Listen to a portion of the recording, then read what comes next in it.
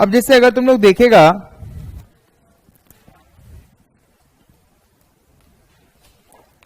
Chapter 5 जो हमारा था, हमारा चैप्टर 5 का नाम क्या है? Model of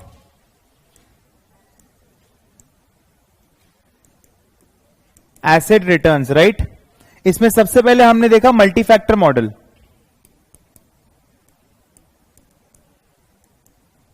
so multi factor model का हमारा क्या था? R I is equal to what? A I plus क्या था बताओ? बी आई वन ऐसे था ना। फिर प्लस में क्या था? B I two plus dot dot dot plus B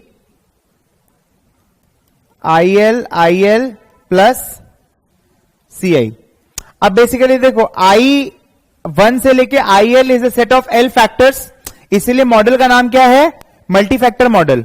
and ये जो बी है ये सारा क्या है? सेंसिटिविटी, कि भाई अगर फॉर एग्जाम्पल अगर I1 में 1% का चेंज होता है तो तुम्हारा रिटर्न में कितना परसेंट का चेंज होगा due to the change in I1 factor.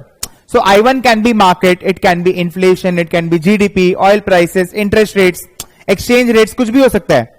So basically BI1 is the sensitivity of this factor to the return. What is AI? AI is the constant part, कि अगर ये सब कुछ भी नहीं होगा तो कितना कांस्टेंट होगा, and CI is the error term, right. ये हमने देख लिया था। इसके बाद में इस टॉपिक में हमने टाइप्स ऑफ मल्टीफैक्टर मॉडल में क्या क्या देखा था।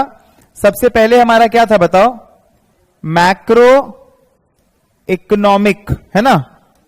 सबसे पहले हमारा क्या था?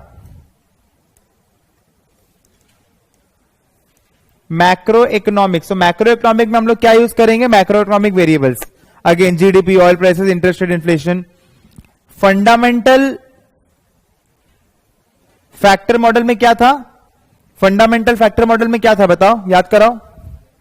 फंडामेंटल फैक्टर मॉडल में बेसिकली कंपनी के जो फंडामेंटल है, जैसे कि रेशियोज, कौन चला रहा है, P ratio, debt equity ratio, price to earnings, ऐसे करके अलग अलग टाइप का जो रेशियोज है वो हम लोग चेक करेंगे। बेसिकली कंपनी के जितने भी सारे फंडामेंटल पैरामीटर्स है वो मैं फैक्टर्स की तरह जब लगाऊंगा तब मेरा फंडामेंटल फैक्टर मॉडल बनता है। और एक मॉडल क्या था? स्टैटिस्टिकल। सो स्टैटिस्टिकल में हमने क्या बोला? हम क्या यूज करते हैं? पीसीए यूज करते हैं। पीसीए का मतलब क्या होता है? Principal component analysis. हमको इंडिपेंडेंट फैक्टर्स बनाने हैं ताकि हम मेजर कर सकें कि एक में अगर चेंज होगा तो उससे हमारे रिटर्न में क्या चेंज होगा, ना कि सबका एक संग खिचड़ी पका दे, ठीक है ना। इसलिए प्रिंसिपल कंपोनेंट एनालिसिस। इसके बाद में हमने एक और चीज देखा था। इसमें क्या देखा था बताओ, याद कराओ। इसके बाद में हमने इसमें देखा था सिम। सिम क्या था मेरा? Single index model. That was R I is equal to alpha I plus beta I, क्या था? R M plus error I, right. इसमें तीन चीज अपने देखे थे। सबसे पहले हमने देखे थे E I was what? Alpha I plus beta I R M, right. फिर उसके बाद में क्या था? हाँ, बीटा आई ई एम था, ठीक है। उसके बाद में हमने क्या देखा था? We I. वी आई क्या था हमारा? ईएम बेसिकली क्या हो गया मेरा? एक्सपेक्टेड रिटर्न ऑन मार्केट, ठीक है ना, ठीक है। सो वी आई क्या था मेरा? बीटा आई का square, variance of market plus variance of the error term, है ना। एंड एक हमने देखा था C I J, which is the covariance, which was what? Beta I beta J variance of market, ठीक है। इसका मतलब क्या है? इसका मतलब क्या है? Total risk is equal to what? Specific plus systematic, ठीक है ना। ये था हमारा सिंगल इंडेक्स मॉडल। उसके बाद में हमने एक और फॉर्मूला देखा था। उसके बाद में हमने एक और फॉर्मूला देखा था विच वॉज, उसके बाद में हमने एक और फॉर्मूला देखा था।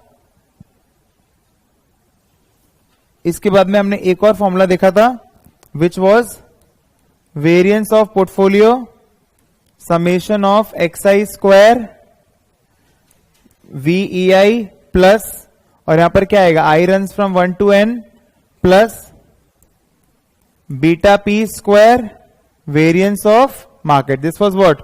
Variance of portfolio returns. And तुमको मैंने एक और चीज बताया था, बीटा पी इज व्हाट?